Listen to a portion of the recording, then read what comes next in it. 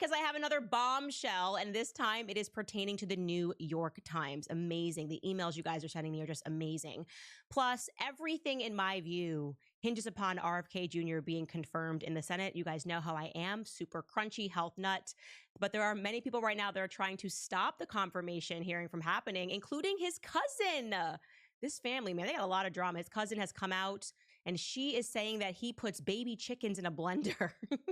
I have a lot of questions about that. So let's get started and welcome back to Candace.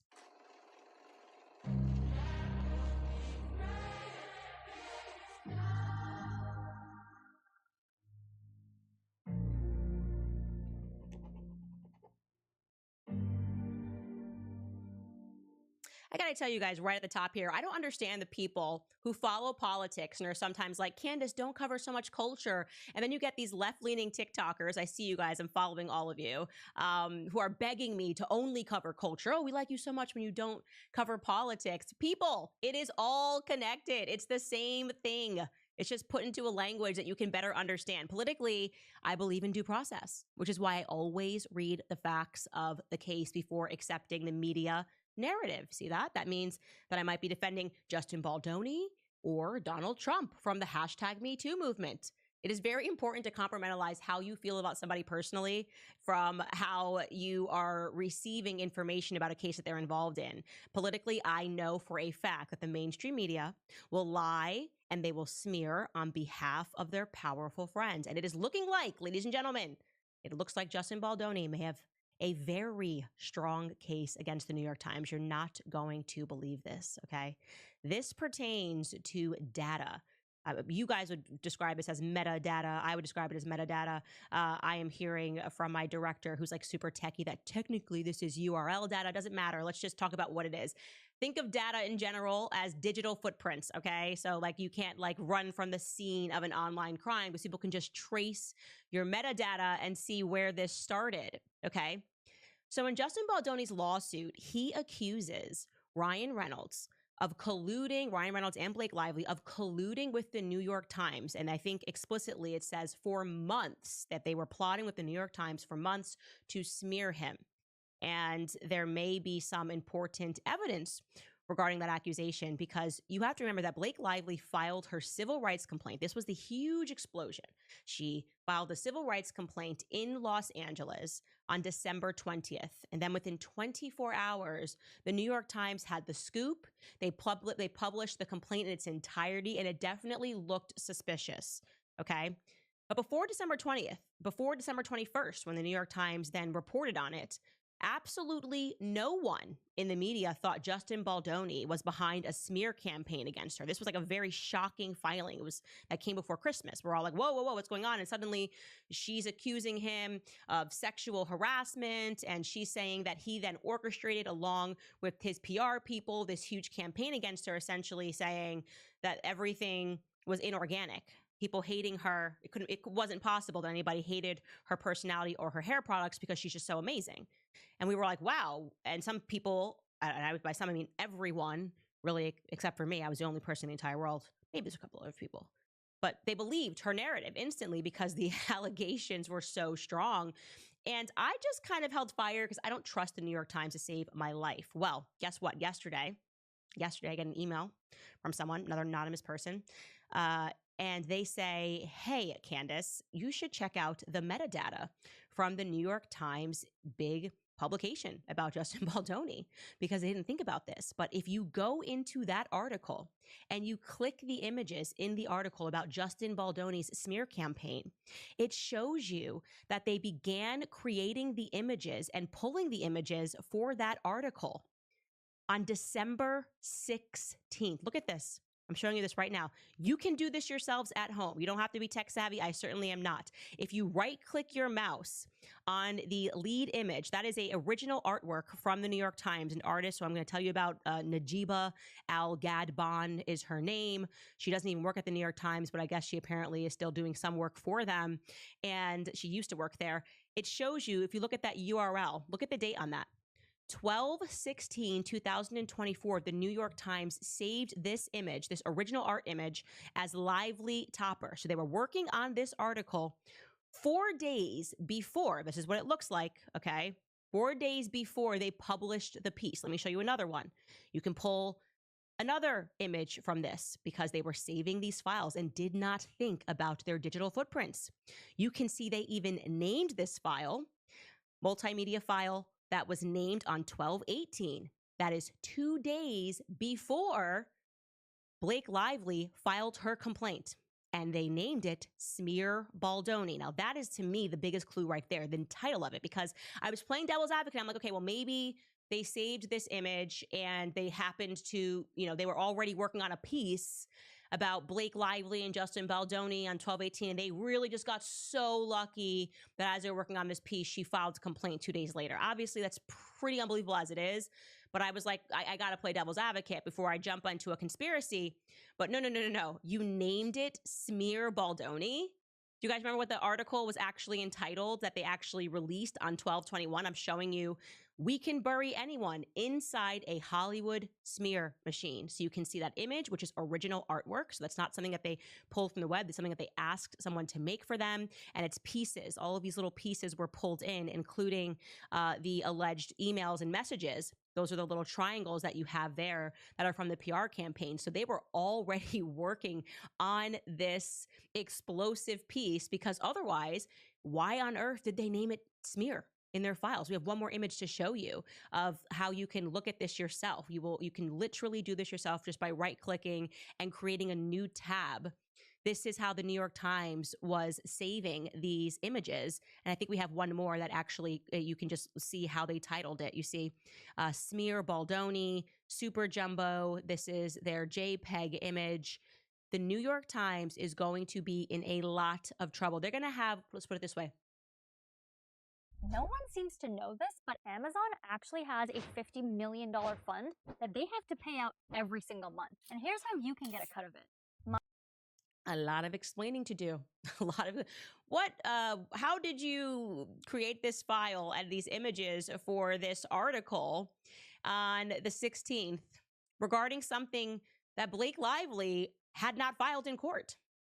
What piece were you working on regarding Justin Baldoni smearing? No one had accused him of that on the 16th or the 18th. No filing had been made by Blake Lively and Ryan Reynolds, or Blake Lively rather, at that time.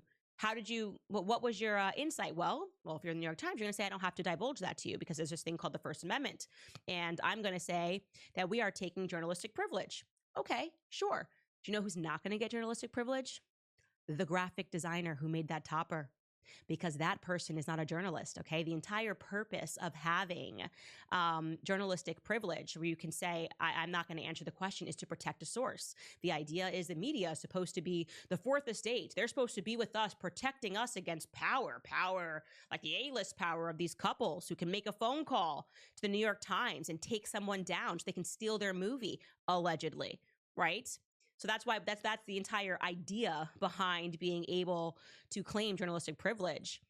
But in this case, they're not going to ask for a source. They're not going to ask a graphic designer on the stand, because that's the first thing I would do. If you're watching Brian Friedman, you got to get this graphic designer on the stand. You ask one question: when did you create this image? That's it. This image has text messages. It's got these emails. Blake Lively, the victim, had not yet filed yet in California. So graphic designer, I don't care about who your source is. I just want to know when you did your job. When did you make this artistic image? And can you explain why the URL data points to the fact that this was saved under this title on the 16th and on the 18th? That's a problem, my friends, and I cannot believe it. And I am telling you, this case, to me, I have not seen a case so open and shut in my life. And the more that I read and the more details that I get into, because I've been working on my timeline, I'm just shocked at how many lies were told, okay? Now, here's another thing that I missed yesterday. Okay, we got to review this rooftop scene. I told you I made my team watch it. I've only watched the rooftop scene of this entire movie, and I wasn't, compelled to watch it any further. But Blake Lively, it appears to me, completely lied about that critical scene in which she involved Taylor Swift and Ryan Reynolds, her dragon. She's Khaleesi, because she really wanted her vision to be included in this. Okay, so let me bring up my timeline here that I've created. like a psychopath, okay, of 2023. This is the part of the timeline here. And I want you to look at April 5th, 2023. Blake Lively texts. Well, that's actually about the intimacy coordinator. I'll actually go down to April 11th. Around this date, and I couldn't pinpoint, it could have been the 10th, the 11th, or the 12th, Blake Lively submits to Justin Baldoni a rewrite of that iconic rooftop scene of the film.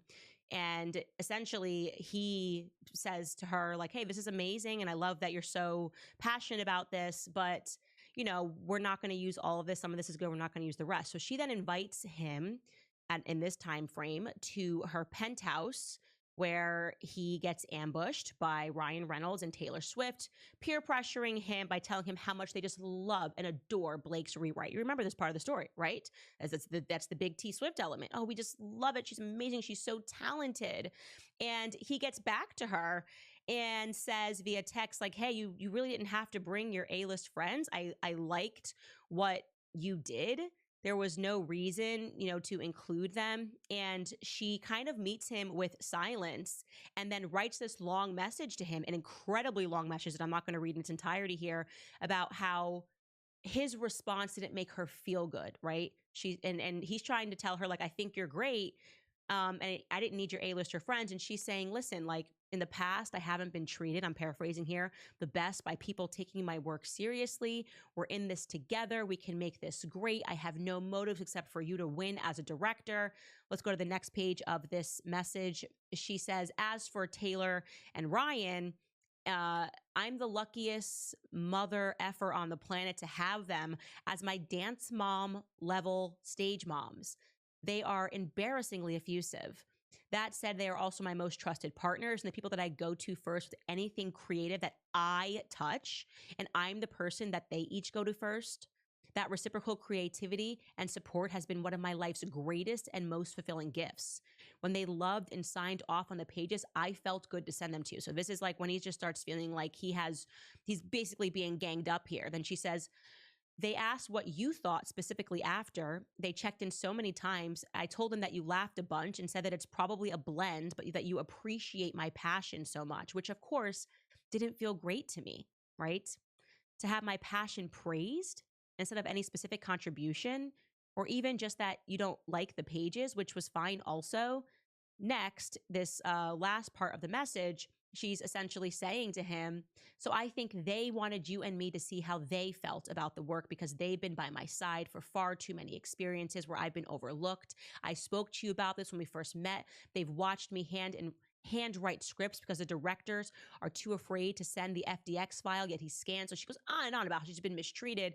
And then that's how it culminates into that final message where she says, look, both Ryan and Tay, I'm assuming she said T here, have established themselves as absolute titans, as writers and storytellers outside of their primary gig, just singing or just acting or blank just directing. I'm so lucky to have them as creative barometers. And then she ends it with the notorious Khaleesi. If you ever get around to watching Game of Thrones, you'll appreciate that I'm Khaleesi, and like her, I happen to have a few dragons, for better or worse, but usually for better, because my dragons also protect those I fight for. So really, we all benefit from those gorgeous monsters of mine. You will too, I can promise you. Now, that message was so long that I chose to paraphrase it because it would have taken me 10 minutes to read it in its entirety, longer, maybe even 15 minutes to read it in its entirety. And so Justin Baldoni opted, because men don't write novels via text, they just don't, to send her a voice note back. And it's important, I'm telling you that, because he has now leaked, or someone on his team has leaked, this voicemail. And we're going to listen to it because it really helps you understand how much he fell over himself to grovel and apologize. And essentially, he felt he had no option and moved to include her new rewrite, emphasis on her new rewrite of the scene, in order to, I guess, kowtow to these A-listers. Like it's Taylor Swift. He feels there's an implicit threat here. Like, this is a dragon that can kill you. So be very careful. Here's my pet dragon. It's very scary. And here is part of that leaked audio as of yesterday. Take a listen to Justin Baldoni. Groveling is the only way to describe it to Blake Lively. I want to start with an apology. Man, Reading the second part of your message, my heart sank. And I'm really sorry. I for sure fell short. And you worked really hard on that. I'm really sorry. I f***ed up. That is a fail on my part. One thing you should know about me is I will admit and apologize when I fail. I am far from perfect. I'm a very flawed man, as my wife will attest. Damn right, you got great friends if that's how you felt and they knew that. And we should all have friends like that, aside from the fact that they're two of the most creative people on the planet. The three of you guys together is unbelievable. Talk about energy and just a force, all three of you. But I just wanted you to know that I didn't need that because it's really good and it's going to make the movie sing like you said. And I'm excited to go through the whole movie with you. I am so sorry you have been through what you've been through with these other filmmakers and producers or whoever the people were that you worked with. It just pissed me off. Those heads that, I'm just still kind of blown away that this is the industry that we're in and that you've experienced that as a woman. And I know I don't need to say it, but that's not at all going to be or will be, and hopefully it's not been the experience with me. There's nothing more exciting to me like that I get to work with Blake Lively and have her, all of her. I mean, that's what I want. And so there's been no hesitancy with me sending you the final draft file. I am totally fine with that. The only reason I didn't send it today was because I was trying to implement and add your notes into my working draft, which is already like I'm all over that draft right now. So I hope you're feeling better, and give Ryan my love. Thank you for sending me that. It means the world to me that you trust me with your feelings and your thoughts like that. And I can't wait to spend more time with you. Okay, I'm done cutting myself off. Good night. Break free with the new Opera GX, the browser that puts you in control with a brand new design that frees up even more pixels for personalization and an inventory. It physically hurts me to listen to that audio. I can't explain it. It hurts me so bad. I don't know. I don't know if you feel the same way listening to it, but it's just a man being fully castrated by a woman who is using toxic feminism to get what she wants, right? And so she sends this message and he just grovels.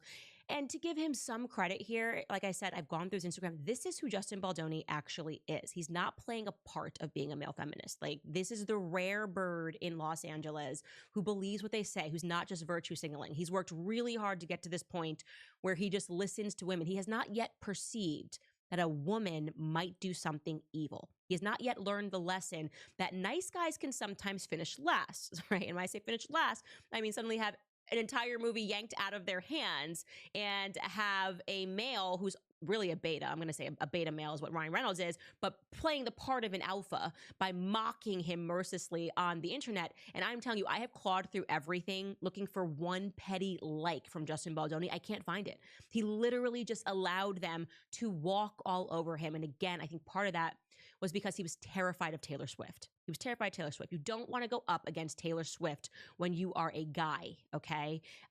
Because she can ruin you. She can literally ruin you. She has these fans who hang on every single word that she sings. Blake knows that. Ryan knows that. And now Justin Baldoni is just basically saying, I fold. But here's the crazy part of that entire thing. I didn't pick up on this yesterday. I did not pick up on this yesterday.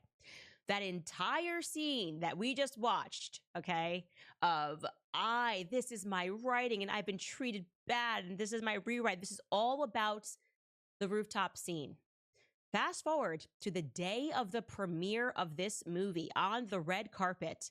And shockingly, Blake Lively says, Ryan Reynolds wrote the scene, okay? So he gave her what she wanted, included her scene, shot the scene, and then him and the producers found out on the day of the red carpet event on August 6th, a year later, in August 6th, 2024, that, haha, JK, Ryan was behind the entire scene. Take a listen to what Blake Lively tells E! News at this event. Ryan's here tonight. What is it like for the both of you to be promoting major motion pictures at the same time? Oh my gosh, it's just so thrilling in our house right now.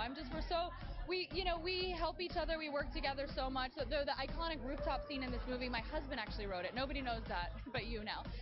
But he wrote it. He works on everything I do. I work on everything he does. So his wins, his celebrations are mine, and mine are his. I mean, he's all over this film. What a manipulative, lying little twerp she is. I cannot stand her for this. You put Justin through all of that pain, which means also what Taylor Swift lied too. I'm asking a question here. But they took him to the penthouse. They all gang up on him. This is the scene that we want in the movie. No, it's Blake Lively's work. It's amazing. It's amazing. Only for her to go, ha ha ha ha ha. Nobody knows this, but Ryan wrote the whole scene. He wrote the entire, it's Ryan's work. Ryan, again, as I said, seems very obvious to me that Ryan is the hand behind everything that is happening here, Justin Baldoni. He is playing a fake alpha when in fact he is a true beta. Ryan, if he comes up against a real alpha, he can get his little butt whooped. I'm telling you that right now, okay? I can see it. I keep telling you about the Botox markers in his forehead, okay? But I couldn't believe the audacity of that lie. That tells us who she is as a human being, to be that manipulative and that emotional about the hurt and the pain because people didn't take her seriously, only to discover that she didn't do the work. Ryan did the work. Ryan wrote the entire thing, okay? And they allowed that. They allowed Justin to feel that. Makes me angry. Another thing that I missed yesterday, I was telling you my narrative here.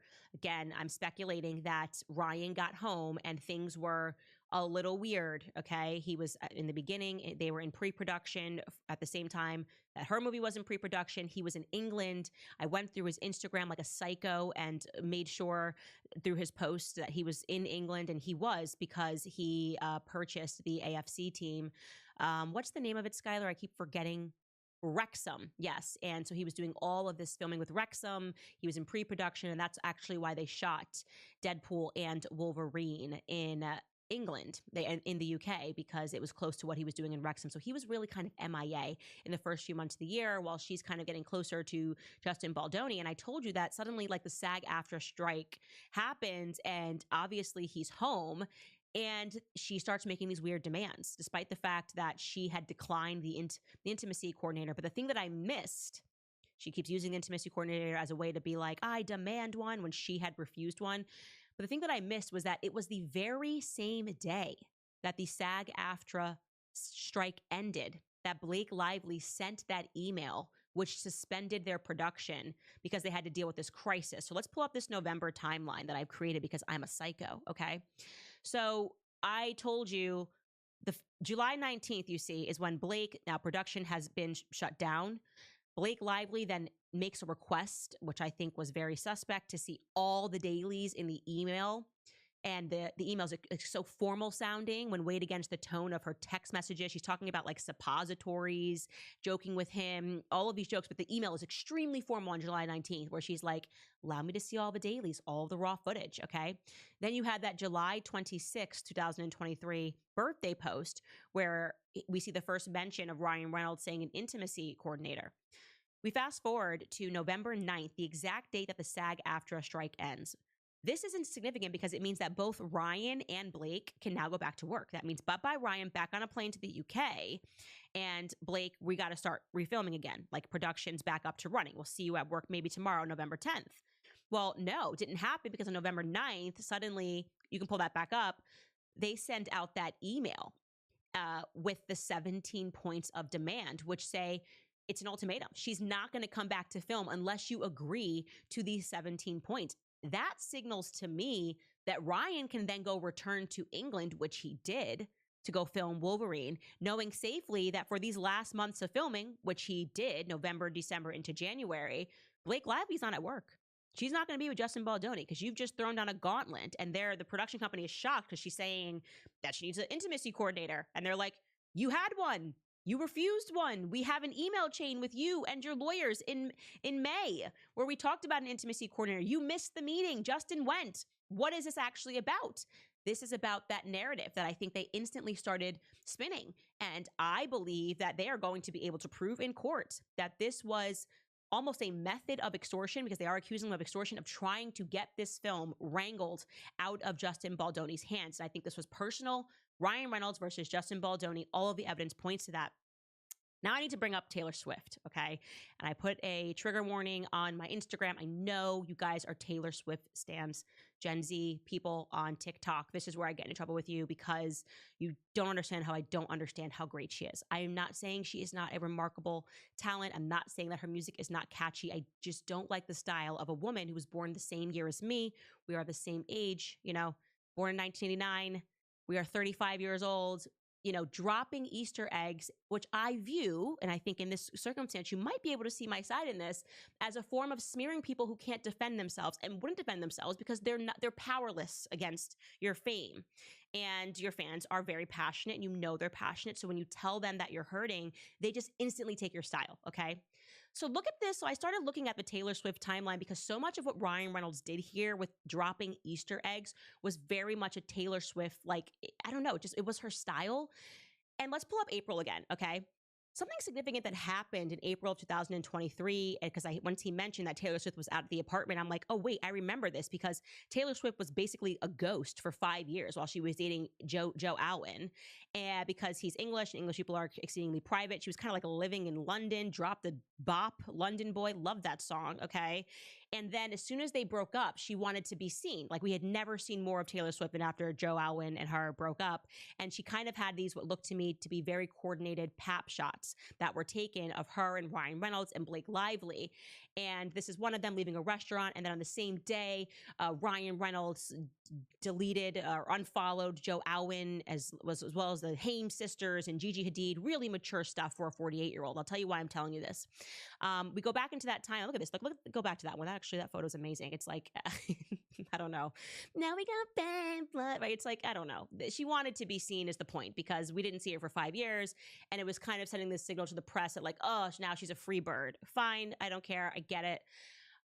Big Pharma tried to silence me when I said lemon contains a nutrient that naturally controls blood sugar. This changes everything. Back into the timeline, though. So they break up. And on April 10th, I went to go check this back, is when she arrives in New York City after her breakup with Joe Alwyn, and she stays for weeks. And that's when the whole thing goes down, with her saying that this is what T thinks about everything. April 20th was a photo we just showed you, where they're intentionally photographed in public together, which generates all these headlines about her post Joe Alwyn breakup announcement. She's super happy. And so I'm looking at that and I'm going, was any of this guided by her? Like, because I'll tell you how I got there. The New York Times, now that we know that there's this data which points to the fact that they were working on this for a while, and now that we know that Justin Baldoni's team, according to the lawsuit, believe that they were coordinating with them, I kept thinking the New York Times is very powerful. For them to take such a severe risk, right, working on a hit piece about Justin Baldoni, it's like, why would they do that, right? It is a risk that I do not think would have been afforded to who I view as B-list actors, right? Blake Lively to me is a B-list actor. Ryan Reynolds is well known, but he's not in the stratosphere of Taylor Swift and like the Kardashians and Kanye West and Oprah Winfrey. Like, that's like another stratosphere. Those are the people who can pick up the phone. Like, Kris Jenner can pick up the phone, and if she wants to, get some articles that are written. Okay, that's the stratosphere of power you have to be able to call Endeavor and say, you know, drop Justin Baldoni. You can't just be like, well, I've done 2 Deadpool films. Okay, it's like, okay, I've done some rom-com. No one cares. Okay, no one actually cares. So I just thought to myself, I've heard the rumors about what goes on behind the scenes and how powerful Taylor Swift is. Now, she may have just connected them and said, here you go. But that was the first clue for me that something was weird. Then, as we went through all of those Deadpool scenes, which read like a Taylor Swift album, like dropping all of these Easter eggs about someone, who are you talking about? Again, unbelievably embarrassing. I think it's embarrassing for a 35-year-old woman. You can dispute that. But even more so for a 48-year-old man, because that's how old Ryan Reynolds is. And it's like, 2 men should definitely not be doing that. At least Taylor Swift's market is young girls. Ryan, what are you doing? Like, this is like really not okay. And I forgot to mention to you that they even did the thing. So something that Taylor Swift is known to do is like in the, not the credits, I guess literally the credits, the people that write her music, if she wants to hide their names, she gives them different names and includes it in their credits, which was what she did with Joe Alwyn. I think her fans worked out which one Joe Alwyn was. I don't know what it was, but they did this. Blake Lively did this at the end of the credits for It Ends With Us. They left an Easter egg. Okay. So here we go. These are the ends of the credits for It Ends With Us. And you'll see right there, it says Gordon Reynolds. They're thanking a special thanks to Gordon Reynolds. She thanks Austin Swift, she thanks Taylor Swift, and she thanks Gordon Reynolds. And when you look up who Gordon Reynolds is, it's, and I will now show you the end credits for Deadpool, it's Nice Pool. So on his own movie, you guys, on Justin Baldoni's own movie, Blake Lively thought it would be funny to include an Easter egg in the credits to let people know that the person who viciously mocked the director and the producer and the person who took this book from obscurity and turned it into a film, it'd be funny to mock him with an Easter egg. It's just unbelievable. I mean, it's hard to keep up with all of the ways in which they just tried to humiliate him. So he was forced to watch his own movie. He probably doesn't even know this. I mean, I'm assuming Justin Baldoni is now watching my show to learn about his life. That's what's happening right now. Justin, you were literally didn't even know that in the credits of your movie, you are being mocked. You are being mocked. Nice Pool is in the credits under Gordon Reynolds. And to be clear, again, that's a very Taylor Swift style thing to do. And then notoriously, and I think this is a bit out of the usual, Taylor Swift heavily promoted the movie Deadpool and Wolverine.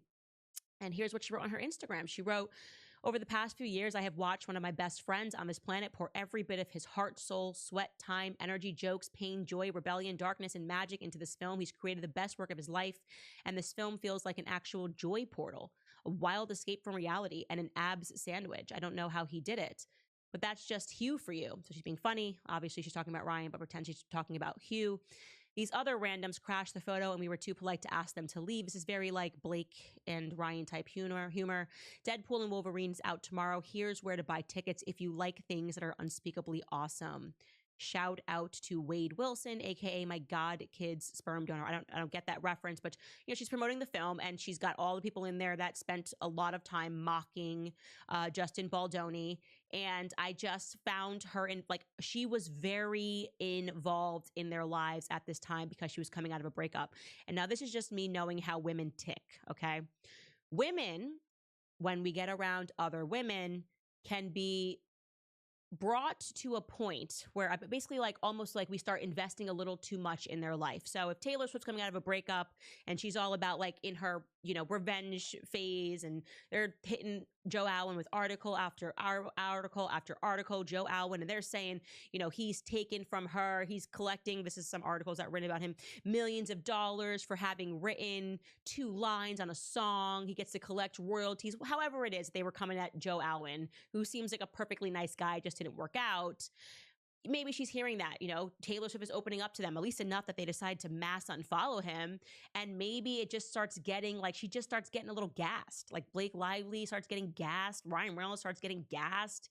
It's possible that this is just the expression proximity to power can delude some to thinking that they wield it, right? Like their proximity to Taylor Swift just had them thinking like, we are her and we're just going to Easter egg hunt this thing and just humiliate this guy as if it's an album. And use sexual harassment, which is crazy. But I'm not sure. I have question marks about Taylor Swift and her influence at that time. I think a lot of people were influential in this moment, and Ryan and Blake got very high, and it wasn't on their supply. It's Taylor Swift's supply. And they made some critical errors here. And I am just beside myself with excitement to know that they now have an official court date. I'm sad to report that it's not until 2026, March. They will be going to court. And there's a piece of me that knows that, of course, this trial is probably not going to make it to trial and they're going to end up settling. But don't worry, I will be like your girl on the ground until then. Until then, I will have every update for you. All right, don't go away. I have some really amazing betrayal happening, rich people problems with the Kennedys. The family, they just have a lot of family drama. I don't know. It's like a cursed family or something. I hate to say that, but like it's just a lot of stuff happens in that family. First, I want to just throw it to some of our sponsors, Preborn. If you guys want to hear some great news, the abortion pill reversal treatment, which provides women with a second opportunity to choose, is bringing babies back to life. When you join forces with Preborn Ministries, you empower women to reverse the curse. What you might not be aware of is that even though Roe was overturned and abortion has been greatly restricted in many states, the abortion pill has superseded surgical abortions, accounting now for over 60% of all abortions. Preborn's network of clinics are on standby for women in their darkest hour. They meet them with God's love and free services to help them choose life. Through ultrasounds and the abortion reversal protocol, Preborn has rescued over 300,000 lives. So start this new year right by supporting life and by donating to Preborn today. One ultrasound is just $28 and $140 will help rescue 5 babies. To donate, just dial pound 250 and say the keyword baby. That's pound 250 baby, or donate securely at preborn.com/Candace. That's preborn.com/Candace. And of course, American financing, because there are so many Americans that are carrying around really high credit card balances that charge 20% or more each and every month. It's time to take control of that debt. If you're a homeowner and you've been waiting to figure out how to get your finances in order, you should call my friends at American Financing today, because American Financing salary-based mortgage consultants are helping homeowners just like you tap into their home's equity to get out of high interest debt. They're saving their average customers $800 a month by doing this. Saving that kind of money every month should make the decision really easy. All it takes is a 10-minute, no-cost, no-obligation phone call to find out how much money you could be saving. And if you start today, you may be able to suspend 2 mortgage payments. So call American Financing at 800-795-1210. That's 800-795-1210. Or you can visit americanfinancing.net/Owens. That's americanfinancing.net/Owens. I cannot wait to hear your guys, what your feedback on that.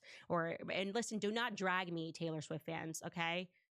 What I have to tell you guys, just more broadly speaking, rich people problems, it's real. I believe in rich people problems. I have subscribed to that since I was a child. Like, I have realized that they just live different. Like, the things that happen when I would just like visit a rich friend's house that just could have never have happened in my house, the way they talk to their parents. You know what I mean? If I'm in the car and they're like, "Shut up, mom." And I'm like, if I said that to my mom, the way how the speed at which a shoe would have hit me, it just is incredible to me. Okay. So when I see certain things that are happening, I'm just like, these are rich people problems. And I like to step into them and try to understand them and be sympathetic and to them, not empathetic, but sympathetic to them. And so this RFK Senate hearing is something that I have been invested in. And by the way, RFK Jr., huge reason why Trump won, obviously, because people that were more moderate, who maybe were like, I hate Donald Trump, were brought over to like the MAHA game, Make America Healthy Again. They liked RFK Jr. as a moderate candidate, not too far left. And I think that's kind of the direction that America is going in general, which is kind of refreshing. Like, we're trying to find out what it is that we have in common. And right now, one of those things is that we don't want Justin Baldoni to go down. Okay, fair. So he is now scheduled to appear before a Senate panel tomorrow. It is going to be crucial to advance his nomination.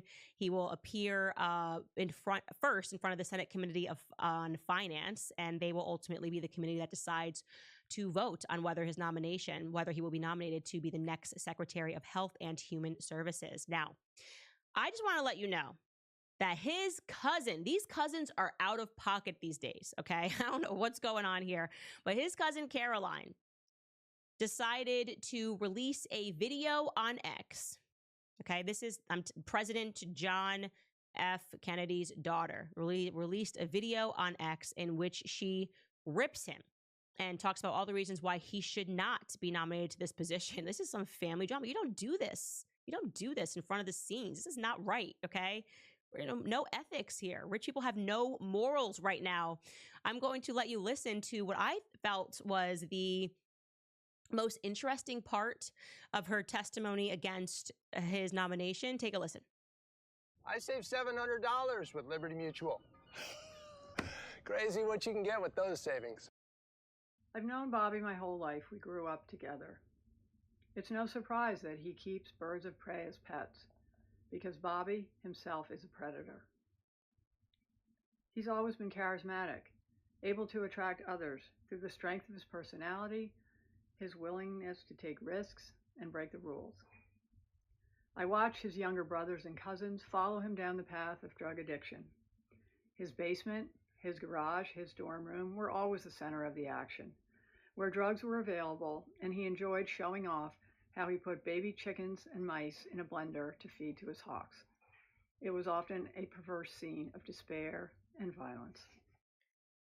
So that threw me for a loop, and I know that I should be focusing more on the content of her words, but I need to focus on her saying that he is just throwing chickens and mice in a blender. Because I just said to myself, wait, what? What blender is this? As someone who cooks, and I'm going to ask you guys, okay?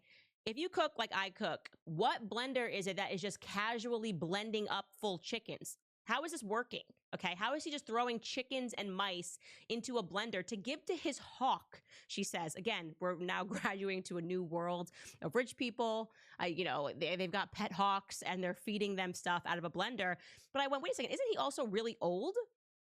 He's also really old, and he would have been in college. As she says, that this happens in his dorm room, or his basement, his dorm room. In what, the 70s? He would have been in college. What's the year, Skylar, that RFK Jr. was born? Was he born in like 54? Okay, so we're talking about 1975-ish, even sooner. That when he would have graduated college or been in college or been in a dorm room grinding up baby chickens and a mice for his pet hawk, right? And so I asked them to pull up is this like old technology? Is this like why we never went back to the moon? The technology is just lost? Because I like a blender that strong. It doesn't exist, okay? It doesn't exist in my book. I can't even sometimes blend the amount of vegetables that I have. And yet he's out here, maybe this is like a blender for rich people, blending up chicken. So we looked it up. This is the 1975 Sunbeam blender. This was the best technology that they had for him to be grinding up chickens and grinding up mice. So I'm not saying that it's ethical to do that. I'm just questioning her narrative because she's not under oath that he did that. And if there is a blender that's strong enough to do that, if it's not lost technology, I'd like to know what it is, okay? So she goes on, and I want to hear you guys tell me if you think that that's true.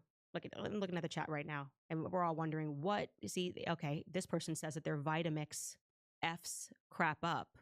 Really? Yeah, but not in 1970. They didn't have Vitamix in 1975. Yeah, see? This is very shady. I'm going to tell you right now, if RFK starts selling blenders, I'm buying it. Okay, that's my main takeaway from what she said right there. I'm buying whatever blender it is that he puts his name on. But let's get to the more serious part of her allegations, discussing the fact, of course, that he is anti-vax, as yours truly is as well. Take a listen. And now we know that Bobby's crusade against vaccination has benefited him in other ways too.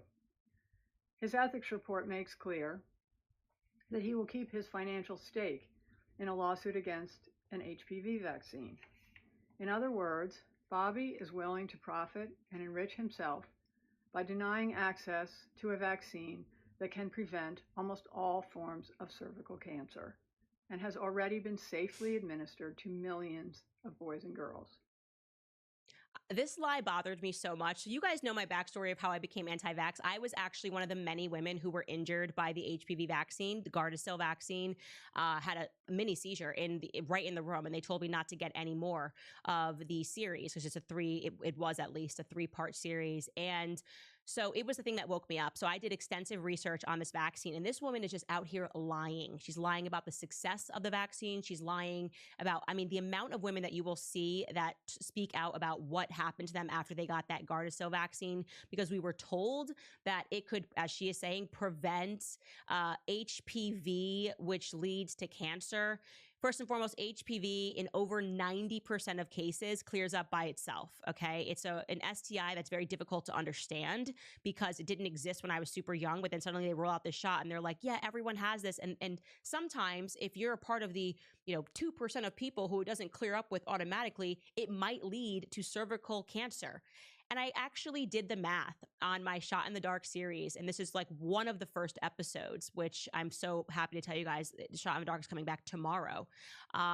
It's one of the first things that I showed people is how they lied and how there has been no decrease in those cancers. And those cancers in general are extremely rare. And yet they were able to force this vaccine on first all women, And then all men, magically, they were like, actually, it could even help men. It is one of the most obvious examples of big pharma fraud.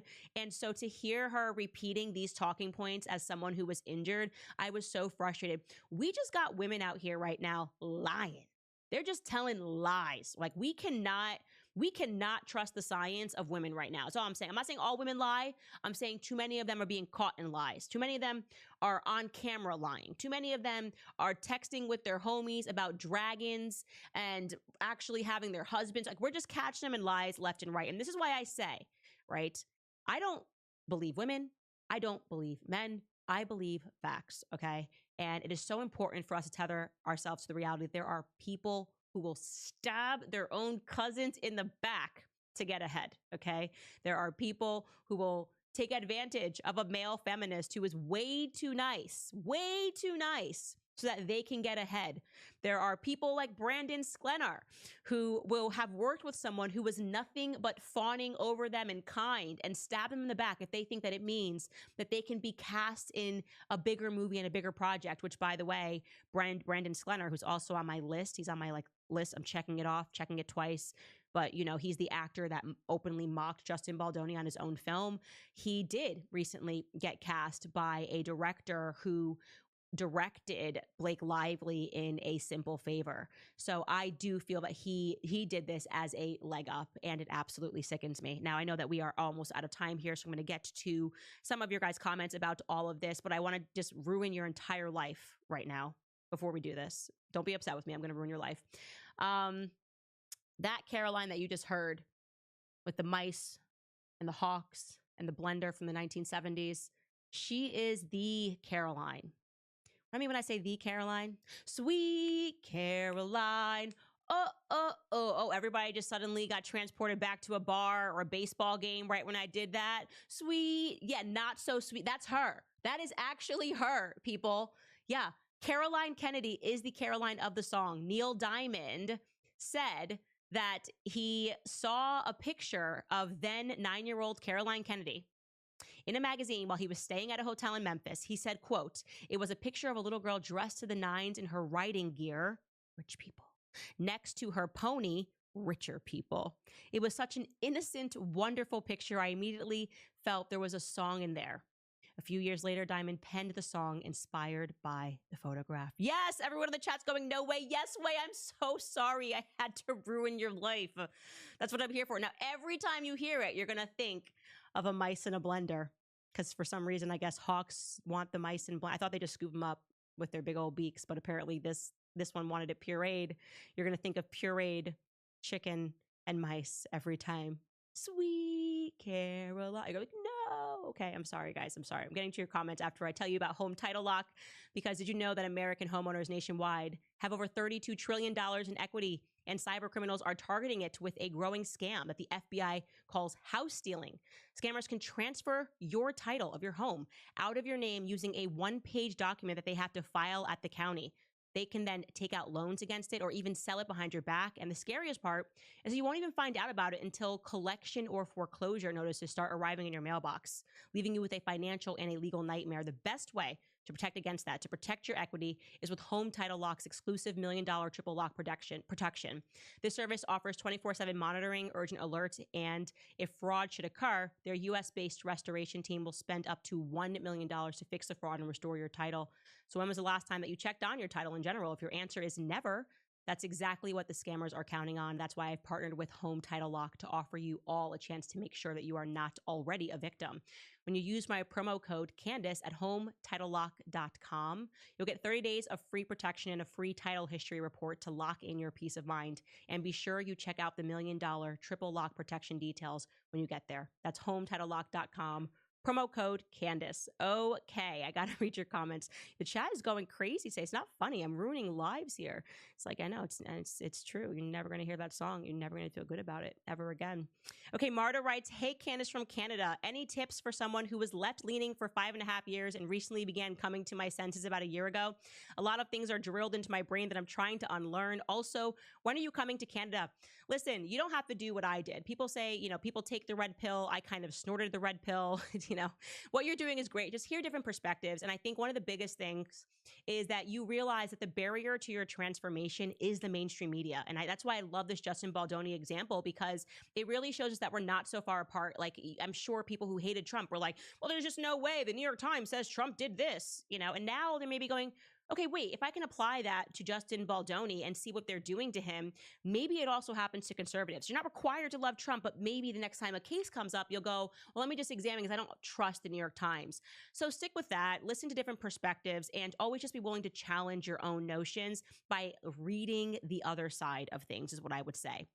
Andy said no comment, but gave us a great donation. So thank you, Andy, for supporting the show. Kent Girl says, I am glad a light is being shed on Blake Lively and the Justin feud.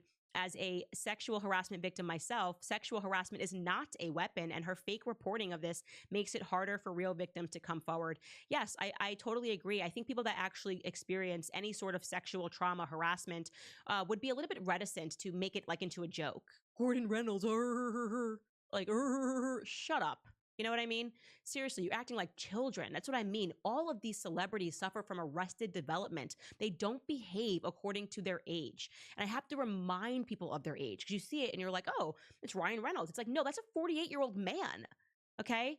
He is basically 17 years away from being able to get a discount at IHOP, the senior discount. He is closer to the senior discount. Okay? Like, it's like, we just need to put things into perspective. And they behave that way because they're treated that way by assistants and people fawning over them all the time and not just telling them no. That's what Blake Lively needed to hear. I am sorry you wrote this scene and rewrote it. That's actually not what we hired you for. My answer is no. Kim Pruitt writes, I love you, Candace, from Tennessee. Whoop, whoop. Shouldn't Ryan face legal repercussions for writing the rooftop scene during the writer's strike? Actually, if you look at the timeline, it was before the writer's strike. So this took place in April. And we can probably pull that timeline back up. The writer's strike began in June. So he would have written it just before. And so, yeah, otherwise he would have probably faced consequences. But again, nobody knew he was writing it. And you can see that in the lawsuit, because the studio exec heads are like, what is this? After she says it on the red carpet, they're like angry. And they're like, why weren't we told that Ryan wrote this? This is like a major problem. There's legal issues. Like, we don't have a contract out to him. And everyone's going, we didn't know. Like, she said, you're the first person to find out, because she literally told a random E! News reporter first. Haley writes, Candace, we would love to see you doing media in the White House. Have you seen what Caroline Leavitt said about their media chair opening? Praying for a healthy pregnancy. God bless. I am happy in Tennessee, and we just sold our place in DC. So we are out of there at the moment. And like I said, I like culture and politics. And so I don't want to feel squeezed into one corner only. But I wish Caroline Leavitt the best. I'm sure she's doing a fantastic job. Mr. Joker writes, 8 years ago, there was a viral fan video of Deadpool visiting Logan's grave. Very similar to the opening of Deadpool and Wolverine. I will have to check that out. I'm not a Deadpool stan. I think it's kind of like, I don't know. Guys like it, I guess, think it's funny, the anti-hero theme. It's not really for me. I like things that are a little bit more complex and require a little more skill than Ryan throwing a temper tantrum against a guy who he perceives as someone that he can bury because he's not fighting back. That's the worst part of this. It's the most egregious part, is that Ryan did this as a true bully, basically finding a person who can't stand up to him or won't stand up to him. And when he feels confident that that's the relationship established, he takes advantage to make himself feel bigger. You know, no one put up a fight here. He would never do this to most men, because he would just get boxed in the face. And he knows that. So he's like, let me find the small guy. It's like the person that picks on the super nerdy, geeky guy who just like comes in and wants to do his homework. And he doesn't want to fight you. And so you just go over and you're just like, yeah, what's up, punk? It's like, you're not tough for bullying Justin Baldoni. You're the weakest person in the entire world. I'm going to add Ryan to my list. You know what list I'm talking about, but I can't say it on YouTube or I'm going to get banned. But you know the list. Zelensky's on the list. Now Ryan Reynolds is on the list. I think it'd be funny if he got beat up by a girl. Really funny if I got beat up by a girl, so I might do that. Oh, darn, I said I wasn't going to say it, and I did say it. Okay, Crippy Sue Creates writes, when he wins this case, I hope he donates $50K to a cause that you support, like saving babies. You deserve to be paid for the work that you've done. He wouldn't, because we disagree on everything politically. I'm telling you, I've looked through his Instagram. I've tried to find one point, like what would be the thing that me and Justin Baldoni could agree to donate on, and I don't think it exists. So if you guys have some ideas, let me know. let me know. Maybe he can just donate to my podcast. That would be nice. How about just a nice donation to my podcast like you guys are doing here? One guy's old opinion writes, they seem to be all cutthroats from Hollywood to me. None of the situation makes me anything. I don't care how wuss actor millionaires are treating each other. I care very much because politics, as Andrew Breitbart once said, is downstream from culture. And like I said at the top of the show, all of these things are related. So we have to, kill these demons in Hollywood. We have to fight these demons in culture if we're going to win politically. And that's my belief. Naisha Molina writes, I would love to have a conversation with you, a young mother of 4. I have a 13-year-old son, 8 to 11-year-old daughters, and an 18-month-old daughter. I won't vaccinate, and the Cincinnati Children is very aggressive about vaccines. I actually covered the Cincinnati Children's Hospital, ironically, about vaccines on my episode. I can't remember what number it is, but again, that's all dropping tomorrow on CandaceOwens.com. So look out for that, and you will probably get an answer to your question because they were extremely aggressive in Ohio, and they send people to your front door, like CPS to your front door. And I had some people that were sharing stories about that, and I got questions about it. Belle Eve writes, gross, gross, gross, from Justin's groveling voicemail, yes, to Blake's red carpet lies and Tay's immoral influence. I'm nauseated. Thank you for the dive into T-Swift's involvement. I knew there was more. I just have questions. I'm not trying to get killed by T-Swift fans, but I do have questions. And lastly, Haley Palmas writes, Candace, can you do a deep dive into MLK and Rosa Parks? Yeah, let me help you. They killed him, okay? If you want to watch the episode about MLK, you can go back and watch my sit down with Judge Joe Brown. I think it has like 3 million views. Incredible. He was involved in the case. He tells you every little detail. So I wasn't exactly waiting for the MLK files to get declassified by Trump because I had Judge Joe Brown who worked on the case and told me exactly what kind of gun the FBI used allegedly. YouTube, don't come for me. Everything's a joke until further notice. I've seen some videos on TikTok saying that Americans are being lied to about MLK and that it's a psyop. Thank you and God bless. Again, yes, check out Haley. Definitely check out that sit down I did with Judge Joe Brown. All right, guys, reminding you, Stannis Cups are at Club Candace. If you want to support the show, hey, maybe that's what he could do. Justin Baldoni could go to clubcandace.com and buy tons of Stannis Cups and just give them out. But no, he wouldn't because it says everything is fake and gay. And he would be like, no, that's not nice. And he wouldn't do it. He'd say that hurts someone's feelings. I'm trying to find something, guys. I'm really trying to find something. Maybe he can just give them away to people that do like the show and think it's funny. I don't know. Anyways, Justin Baldoni, call me up, hit me up. We will find a middle ground. I like yoga. Feels like something. Feels like a starting point. We'll see. We'll see where that goes. Tomorrow, exciting day. CandaceOwens.com.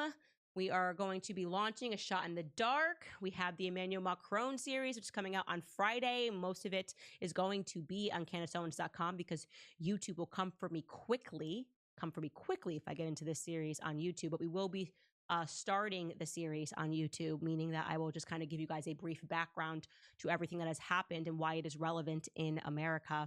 And beyond that, though, we are just having so much fun. Really, this has just been just the best year already, and it's only January. So you guys, we will see you tomorrow.